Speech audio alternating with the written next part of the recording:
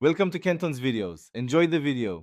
You start by signing into the Gmail account tied to your Roblox. You must know the current password and have access to the primary device or recovery phone. Once signed in, go directly to Security Settings. Don't waste time in other menus. If a two-step prompt appears, pause and note the method shown. Make sure the recovery email or phone is available. Otherwise, you will need account recovery. This initial check saves time and prevents lockouts later. Once in security, open the two-step verification panel and authenticate again if requested. You will see methods like phone prompts, Authenticator app, or backup codes. Remove the phone number and revoke the Authenticator app links by selecting each method and choosing Remove or Turn Off. Make sure to confirm prompts and watch for any intermediate verification to prove it's you.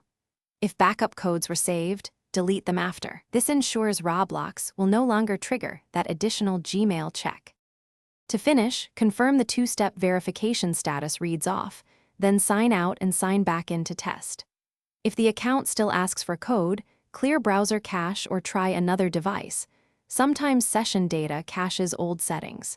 If you cannot access the account at all, start Google Account Recovery and provide recovery email, approximate account creation date, and devices used. Make sure to re-enable a secure method later if you want protection.